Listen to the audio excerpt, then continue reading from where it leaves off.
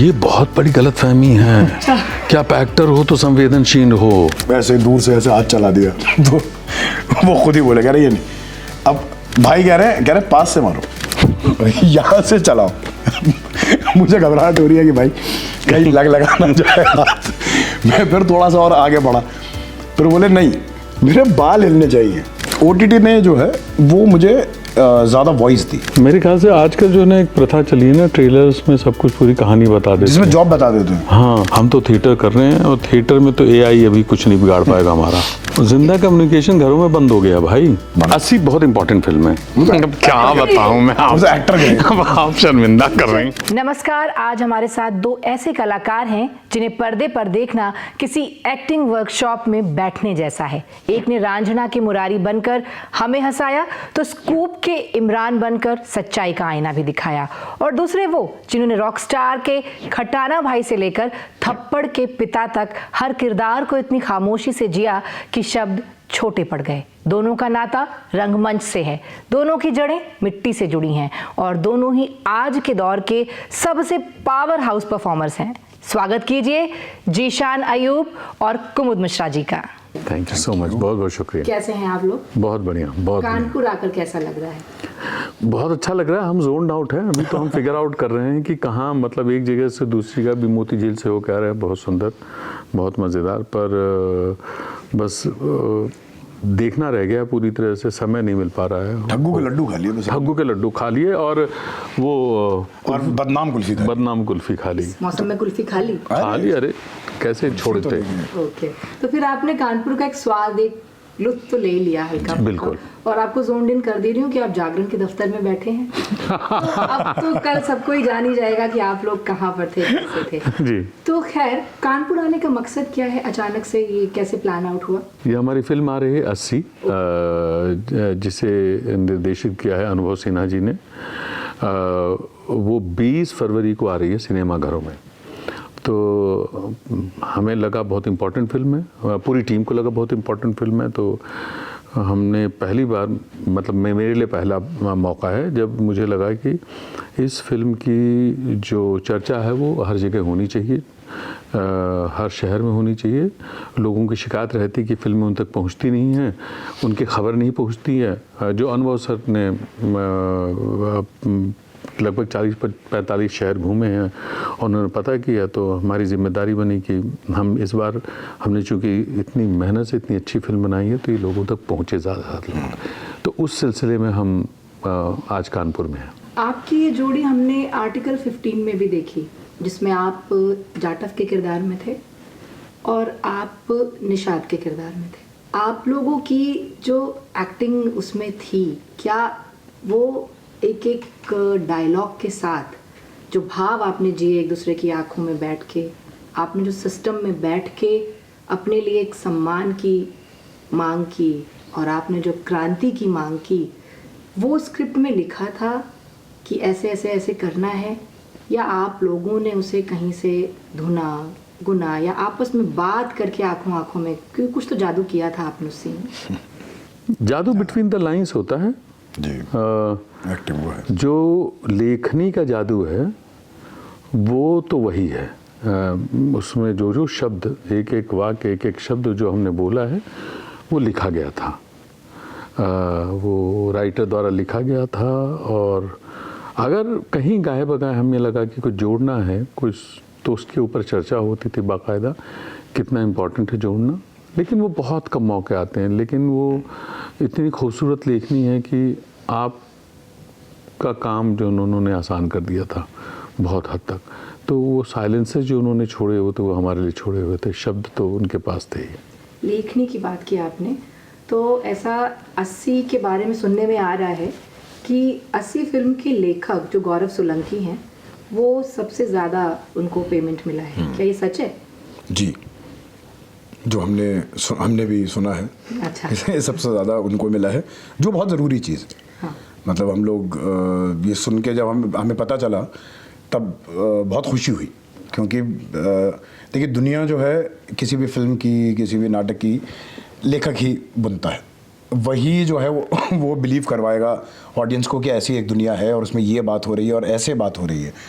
तो उनको अगर इम्पोर्टेंस मिलने लगेगी तो फिल्में जो हैं वो और बेहतर होती जाएंगी और ज़्यादा अच्छा होता जाएगा। आई थिंक उनको मिलना ही चाहिए जितना ड्यू है उससे, और सबसे ज़्यादा मिलना चाहिए। तो क्या ऐसा माने कि इंडस्ट्री अब अपसाइड डाउन हो रही है, या ऐसी शुरुआत हो सकती है कि जो लिख रहा है, जो नींव की जो ईंटें हैं जो दबी हुई होती हैं, सिर्फ क्रेडिट तक नहीं है, उनको पेमेंट भी उस तरीके का मिलेगा? ऐसी पहल इंडस्ट्री में आप लोग देख पा रहे हैं? कम से कम एक ने तो पहल की है, अनुभव जी ने पहल की है। मुझे लगता है कि होपफुली लोगों को फॉलो करना चाहिए। और मुझे लगता है कि राइटर के महत्व, जो कि किसी भी सिनेमा में रीढ़ की हड्डी होता है सिनेमा के लिए, हम लोग सबसे कम क्रेडिट उनको देते हैं। मुझे लगता है बहुत ज़रूरी है, बहुत बहुत बहुत ज़रूरी है। और धन्यवाद है अनुभव जी का जो उन्होंने ये किया, क्योंकि गौरव कमाल के राइटर हैं और उन्होंने जो काम किया है अभी तक वो बहुत बेहतरीन काम किया। और मुझे लगता है इतने राइटर्स हैं जो इंतज़ार कर रहे हैं अपनी बारी का, और कुछ लोग जो लिख रहे हैं इतना खूबसूरत लिख रहे हैं। आई होप कि वो पेमेंट वहाँ पहुँचे जहाँ वो चाहते हैं। तो कंटेंट इज द किंग, या शुड बी द किंग। 80 पर आते हैं। इसमें आप लोगों की जोड़ी क्या कर रही है? एक सस्पेंस थ्रिलर है, तो मुझे पता है कि आप पूरा तो थ्रिलर ओपन करेंगे नहीं, लेकिन कुछ तो बताएं इसके बारे में कि आर्टिकल 15 वाला धमाका होगा या कुछ और? इतना हम बता सकते हैं कि हाँ, हम लोगों को साथ में इसमें उससे ज़्यादा देखने को मिलेगा। अच्छा, आपका फ्रेम ज़्यादा है? हाँ, हम लोगों का स्क्रीन टाइम जो हम शेयर कर रहे हैं वो उससे ज़्यादा है। ओके। आर्टिकल 15 में तो मेरे 2 ही सीन थे, तो इसलिए बहुत ज़्यादा मौका नहीं था। लेकिन और मज़ेदार है थ्रिलर, ये मसला होता है थ्रिलर के बारे में ना कोई बात बताने में, पर बहुत मुझे लगता है थ्रिलर ना भी होती तो बताना नहीं चाहिए। हाँ। मेरे ख्याल से आजकल जो है ना एक प्रथा चली है ना, ट्रेलर्स में सब कुछ पूरी कहानी बता देते जिसमें हैं। जॉब बता देते हैं। हाँ, तो मुझे लगता है कि ये जो है ना, ये परत दर परत जैसे सिनेमा देखेंगे तो खुलता जाएगा। एक्टर्स के बीच में जो स्क्रीन स्पेस को शेयर करने की एक होड़ रहती है, आप लोगों में है? वो अभिनय नहीं है। ऐसा लगा क्या सवाल नहीं, किया तुमने? हाँ, वो मतलब नहीं, मैंने ये मेरे सबकॉन्शियस में भी नहीं है ये मुद्दा ही नहीं हो सकता है एक अभिनेता के लिए कि वो थिएटर में खा गया, उसको मैं खा गया हूँ। वो होता ना एक कि आप दोनों ही थिएटर से हैं, आप पहले आप बाद में। थिएटर, ओटीटी और सिनेमा, ओटीटी के आने के बाद क्या थिएटर में कुछ कमी दिख रही है? अरे खूब बड़ा है, बढ़ा है। हाँ खूब। थिएटर तो मतलब थिएटर, आप सिनेमा की बात कर रहे हैं या रंगमंच की बात कर रहे हैं? रंगमंच, सिनेमा और ओटीटी तीनों की बात है। रंगमंच तो बहुत ज़बरदस्त, और धन्यवाद है ये मोबाइल का, जिसमें वो क्या कहते हैं लगी हुई हैं मैसेज करने में। इसका ही धन्यवाद नहीं, उसका ही धन्यवाद है, क्योंकि उससे क्या होता है कि लोग थक चुके हैं। आपको जिंदा कम्युनिकेशन घरों में बंद हो गया भाई, कितना ही बात कर लेते हैं आप सिर्फ अपने अपने मोबाइल पे लगे हुए हैं। तो फाइनली कोई मुझसे सवाल पूछ रहा था कि एआई को लेकर के, कि एआई से आने से आपको कितना खतरा है। मैंने कहा होगा जिनको होना होगा, हम तो थिएटर कर रहे हैं, और थिएटर में तो एआई अभी कुछ नहीं बिगाड़ पाएगा हमारा थिएटर में। हाँ, सिनेमा का जीशान भाई बताएंगे। नहीं बताइए, अब जब कुमुद जी ने कहा है आप बताइए। नहीं मैं क्या बताऊँ। नहीं, आई थिंक रंगमंच ही बड़ा है, और रंगमंच तो देखिए सीधी सी बात, जैसे उन्होंने ही बोला, उसको कोई कुछ नहीं कर सकता। वो जो एक माध्यम है, वो बड़ी अच्छी एक लाइन है ना कि थिएटर शायद दुनिया की इकलौती कला है जो पिछले 2000 साल से मर ही रही है। हाँ पर अभी तक मरी नहीं है और ना कभी मरेगी, तो वो हमेशा सरवाइव करेगा। और इसमें मैं एक बीच में हल्का सा क्रेडिट दे देता हूँ, जो मुझे लगता है बड़ा पर्सनल वो है, मुझे ऐसा लगता है इसमें काफ़ी बड़ा हाथ मेन तो स्क्रीन है, स्टैंड अप का भी है। आई थिंक स्टैंड अप ने ना लोगों को एक ना वो कूल स्टेटमेंट बनाया, लाइव देखना, एंड देन जब उन्होंने एक्सप्लोर किया कि थिएटर कितनी कमाल की कला है, तब बड़ा अच्छा लगता है सुन के कि भाई थिएटर शोज फुल हो रहे हैं। सिनेमा का भी मैं आपको सही बताऊं तो सिनेमा भी रहेगा, सिनेमा के साथ भी कुछ वो नहीं होगा, यानी कि हॉल में जाके देखने का एक्सपीरियंस, क्योंकि वो कम्युनिटी एक्सपीरियंस है, वो जो है ना वो इंडिविजुअल एक्सपीरियंस नहीं। ओटीटी का मसला ये है कि ओटीटी ना ज़्यादातर लोग जो उसका 85% से 90% जो कंजम्पशन है वो अकेले फ़ोन की स्क्रीन पे है। और बड़ा इंडिविजुअल है कि मैं आराम से रात में अकेला बैठा हुआ था तो मैंने बिंज वॉच करके एक सीरीज़ देख ली या कुछ किया, या मेट्रो में जाते हुए लोग देख लेते हैं या बस में बैठे हुए देखते हैं। वो कभी भी एक कम्युनिटी व्यूइंग को कॉम्पनसेट नहीं कर सकता। जब आप जाते हैं, आप एक अजनबी के बगल में बैठे होते हैं, हो सकता है शुरुआत में किसी फिल्म में आपको पहले 5 मिनट में आपको हंसी ना आ रही हो, अगर कॉमेडी फिल्म है, और आपके अगल बगल के लोग हंसना शुरू करते हैं, वो आपको एक तरह से सिखाते हैं कि ये फिल्म कैसे देखनी है। तो वो एक है, और एक सेलिब्रेशन होता है हमारे यहाँ, ख़ासतौर पे हिंदुस्तान में। फिल्म बहुत, आई थिंक 2% 4% लोग ऐसे वाले होंगे कि खड़े हुए और टहलते हुए फिल्म देखा है। फिल्म का हमारे यहाँ क्या होता है, प्लानिंग होती है, परिवार प्लान करता है, परिवार के आसपास के लोग प्लान करते हैं, कि भाई पड़ोसी प्लान करते हैं, कॉलेज में सारे दोस्त, अरे यार चलो वो फिल्म देखने चलते हैं, कब चलें, फ्राइडे नहीं यार, सैटरडे को टाइम है, दोपहर में जा सकते हैं, नहीं जा सकते। तो एक ना सब लोग साथ में आते हैं, एक सेलिब्रेशन होता है, बाहर जाते हैं, फिर खाना खाते हैं, उसकी एक खूबसूरती है, वो कहीं नहीं जानी। And at the same time वो जो बड़ा स्क्रीन है, साइज डज मैटर। जब आप उस पर कुछ देखते हो, उसका इम्पैक्ट जो है, वो पूरा सराउंड साउंड और एक बड़ा स्क्रीन के साथ, वो विद ऑल ड्यू रिस्पेक्ट, वो कभी भी फ़ोन या टीवी जो है उसको कॉम्पनसेट नहीं कर सकता। तो तीनों कलाएं अपने में पुख्ता है। स्लो लिविंग की तरफ लोग बात करते हैं, रील्स की भरमार रहती है, क्योंकि हम स्लो लिविंग के बारे में सोचते हैं तो दूरदर्शन का एरा आता है, उसकी टीवी के शोज दिखने लगते हैं, कुछ में आप दिख जाते हैं। बीइंग एन एक्टर, आप वहाँ से सफ़र करके यहाँ तक आ रहे हैं, आप नॉस्टैल्जिक होते हैं कभी कि स्लो लिविंग में जाना चाहिए, उस दौर को लौट आना चाहिए? नहीं, दौर को नहीं लौट आना चाहिए, दौर कभी लौट के नहीं आता है, चेंज होता है, बदलाव है, और समाज ऐसे ही ग्रो करता है। कभी थोड़ा गड़बड़ हो जाता है कुछ समय के लिए बेहतर हो जाता है, लेकिन चेंज होगा। तो आप पकड़ के नहीं रख सकते, लेकिन नॉस्टैल्जिया जो है, जो मेमोरी है, वो बहुत अभिन्न हिस्सा है आपका, और वो आपको बहुत रिच बनाती है। आपकी जो हिस्ट्री है आपको रिच बनाती है। वो चाहे आपकी बहुत छोटे स्तर पे कहें कि आपने जो तार वाले टेलीफोन से लेकर के, चिट्ठी पत्री से लेकर के, पोस्ट ऑफिस, पोस्ट कार्ड, अंतर्देशीय, ये आपको आपके एक्सपीरियंस को यहाँ लेके आई है ना, ये सब आपकी ग्रोथ का हिस्सा है। तो आपसे छूट नहीं सकते, वो आपके साथ रहेंगे। मेरा बेटा एक अलग मेमोरी बना रहा है जो उसको आगे लेकर के जाएगी। तो हम ये नहीं कह सकते कि हमको वापस जाना चाहिए, वापस तो हम नहीं जा सकते। अब कुछ ज़रूरी चीज़ें हैं जो आप मिस करते हैं, आपको लगता है कि वो आपके पास आना चाहिए, उसका संघर्ष चल रहा है, लोगों का, समाज का संघर्ष चल रहा है, इंडिविजुअल संघर्ष नहीं, समाज का संघर्ष चल रहा है। और दूसरी चीज़ है कि हम लोग जो इतिहास है ना, हमारा जो इतिहास है, उसको हम थोड़ा सा उसको ज़रूरी है कि उसको करेक्ट पर्सपेक्टिव में हम उसको देखें, क्योंकि वो हमारे भविष्य को तय करेगा, as artists, as individuals, as a society. Film making का इतिहास हो, सोसाइटी का इतिहास हो, समाज का इतिहास हो, वो सारी चीज़ें हमको हेल्प करेंगी। एक कलाकार जो कि ड्रामा और सबसे जुड़े हुए हैं, अगर उसकी कोई विचारधारा होती है तो क्या वो उसके काम को प्रभावित करती है या वो काम को निखारती है? आपका क्या मानना है? आप दोनों का इसमें क्या मानना है? काम को निखारती है, प्रभावित भी करती है, और करनी भी चाहिए।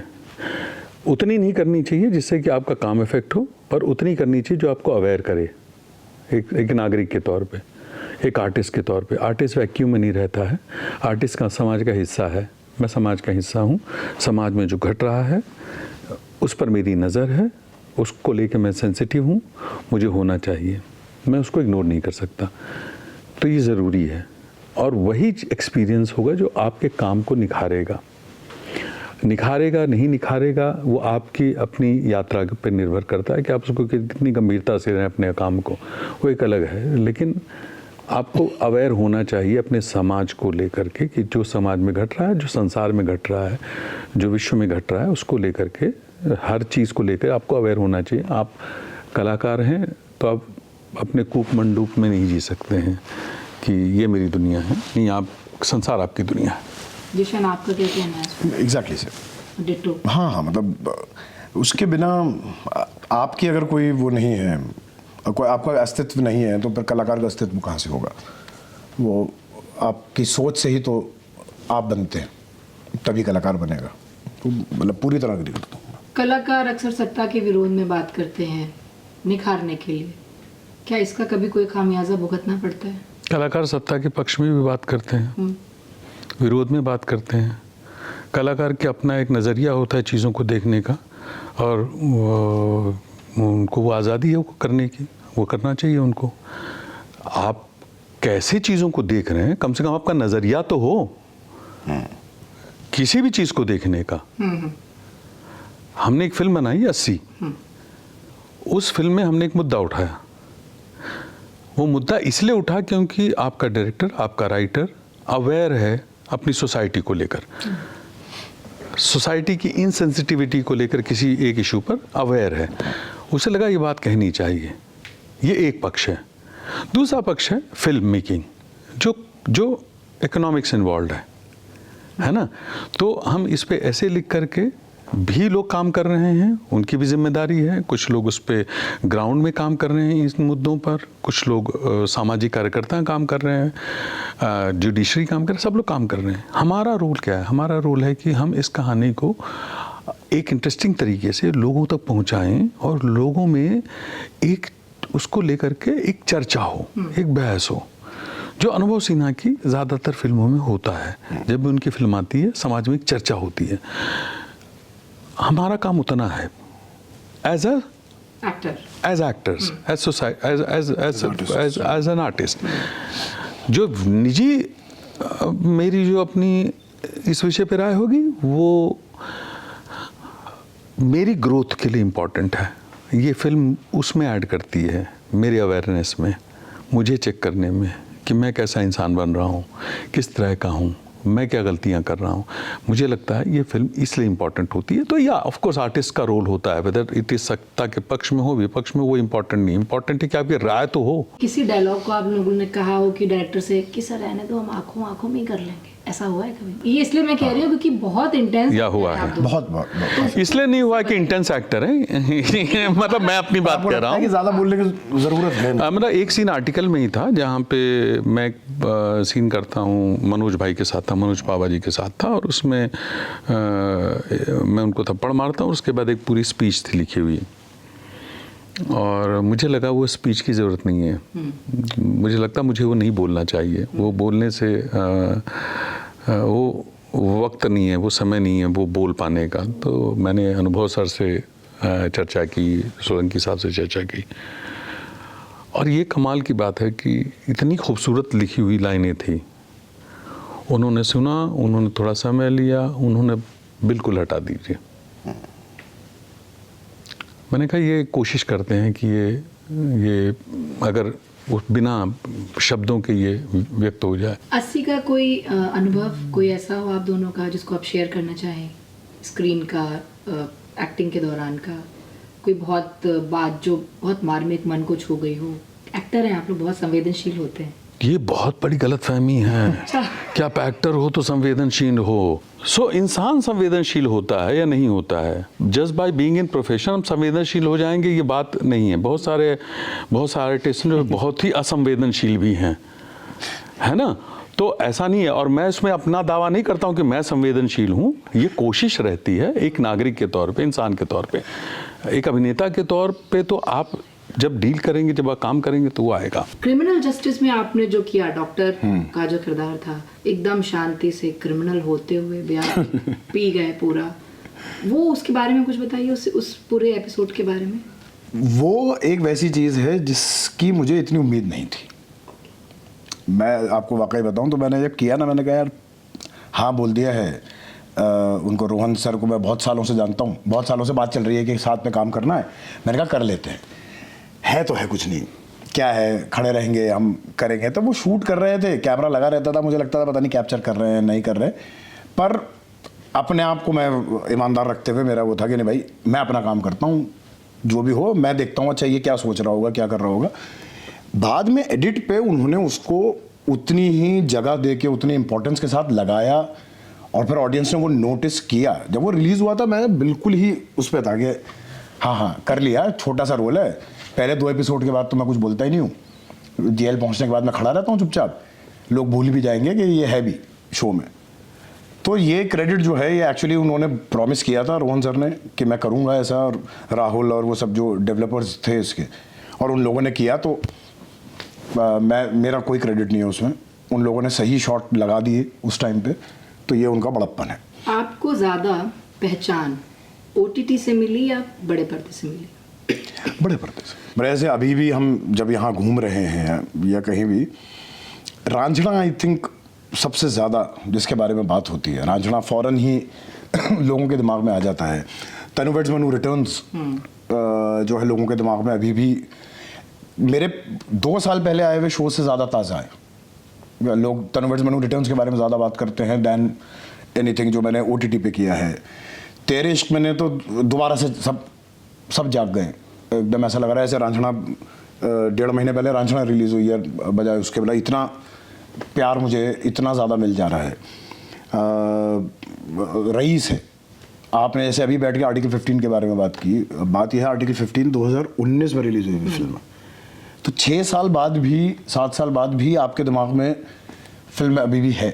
OTT ने जो है वो मुझे ज़्यादा वॉइस दी, मतलब सेंट्रल कैरेक्टर मिलने की वजह से ना, तो ऑथर बैक्ड कैरेक्टर जिनको कहते हैं वो मिलना शुरू हुआ। फिल्मों में ये मसला था कि लिखा हुआ है पर आपको बहुत सारी ना मेहनत करके कि अच्छा ऐसा कुछ कर दूं तो थोड़ा अच्छा रहेगा, लोगों को याद रहेगा, ऐसा कुछ ऐड कर देते हैं।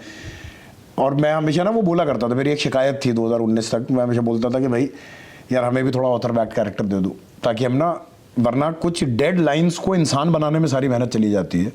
आप अगर थोड़ा सा राइटर ने मेहनत की होगी तो फ़ायदा ये हो जाएगा कि हम भी थोड़ा कुछ एक्सप्लोर कर पाएंगे परफॉर्मेंस में। उसका ज़्यादा स्कोप मुझे OTT ने दिया, मतलब ख़ास तौर पे स्कूप जैसा शो। आई थिंक स्कूप एक बहुत बड़ा उस तौर पे रहा जिसने बहुत सारी चीज़ें बदल दी। उसी में ये भी आ जाता है, अभी रियल कश्मीर फुटबॉल क्लब आया हमारा एक शो, उस पर भी जिस तरह का रिस्पॉन्स मिला है, या क्रिमिनल जस्टिस पे जो रिस्पॉन्स आ गया था।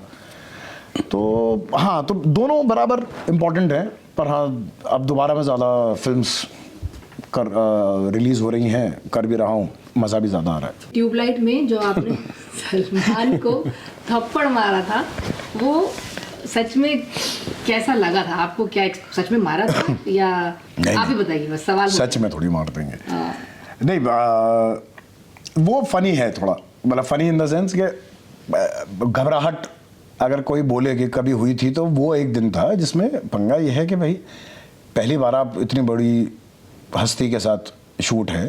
फर्स्ट डे शूट उन्होंने रख दिया कबीर सर ने, मैंने उनको बोला भी, मैंने कहा सर क्या कोई बदला ले रहे हैं क्या मुझसे? पहले दिन वो रखा है जिसमें मैं उसके 3 थप्पड़ मारता हूँ उस कैरेक्टर के, और वो वैसे पानी में जाके नीचे गिर जाता है।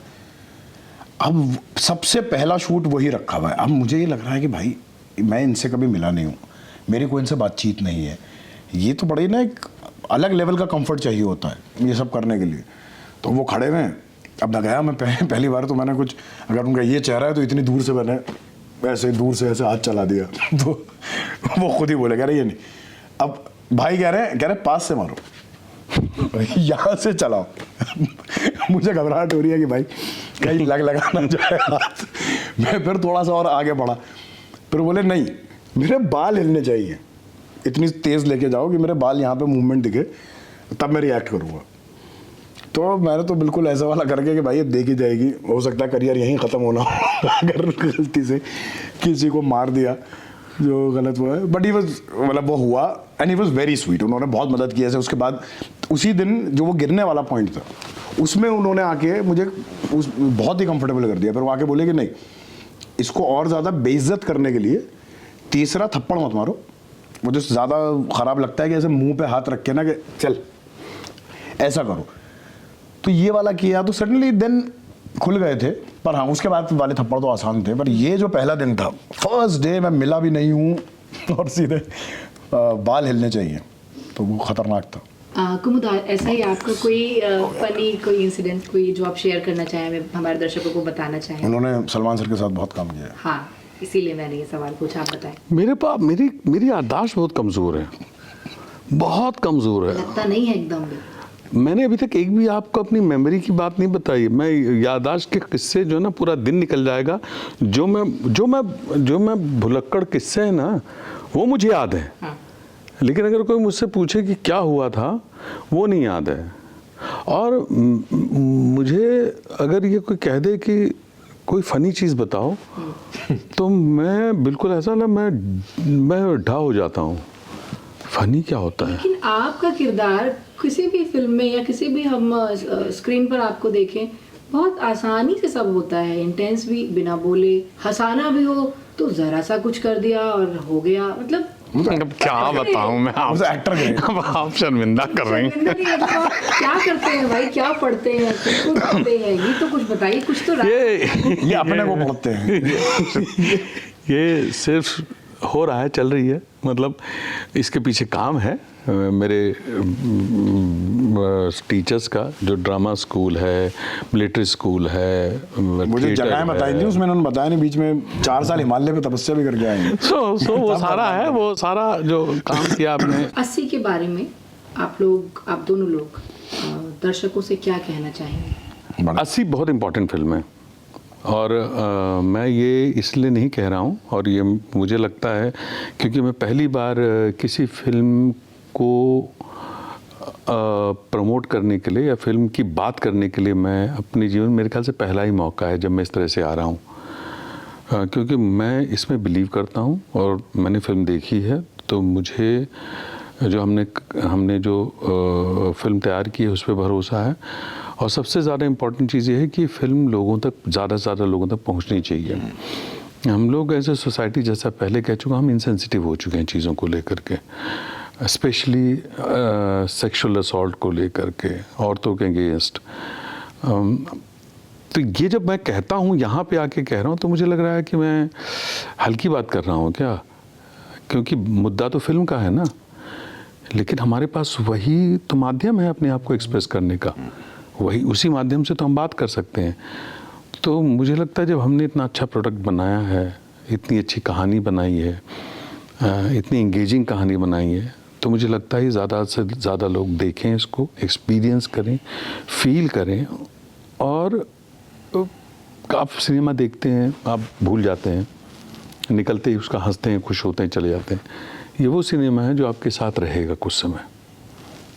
वो हर इंडिविजुअल पे डिपेंड करता है कितने समय रहेगा, लेकिन ये आपके साथ आपको सोचने पे मजबूर करेगा, चर्चा पे मजबूर करेगा और रहेगा आपके साथ। तो इसलिए इम्पोर्टेंट है, इसलिए 80 की चर्चा कर रहा हूँ मैं। अब एक रैपिड फायर राउंड आप दोनों के साथ।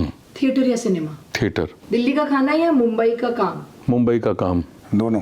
ये क्या बात हुई? वो एक डायरेक्टर जिसके लिए आप बिना स्क्रिप्ट पढ़े हाँ कह देंगे। अनुभव सिन्हा। मैं इसमें देखिए मैं फंस जाऊंगा, हाँ, क्योंकि मेरे ना इस तरह के 3 लोग हैं।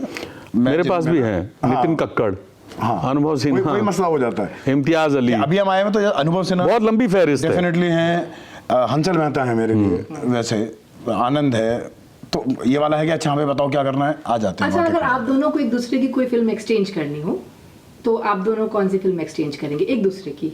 इनका कैरेक्टर जो 80 में, सिर्फ 80 प्रमोट कर रहा हूँ इसलिए नहीं बोल रहा हूँ, मैं थोड़ा सा उसके आगे चला गया हूँ उम्र में। नहीं तो मुझे लगता है कि फिल्म में सबसे चैलेंजिंग जो कैरेक्टर था, जो है, वो इनका है, other than the women parts, but this character is because, अब मैं और नहीं बोलूँगा, लेकिन ये कैरेक्टर अगर मुझे मिलता तो बहुत कमाल का कैरेक्टर है ये। और आप जीशान? मैं कहूँगा शायद राम सिंह चार्ली। फिल्म है राम सिंह चार्ली, मतलब अद्भुत है वो। तो वो एक मुझे बहुत ज़्यादा पसंद है। जीशान और कुमुद, आपसे बात करना बहुत अच्छा लगा। आपसे बात करते करते ऐसा लगा जैसे अभिनय की कोई मखमली चादर ओढ़ ली हो। आप दोनों अपने काम से और अभिनय से समाज को आईना दिखा रहे हैं। हमारे साथ जुड़ने के लिए आपका बहुत बहुत शुक्रिया।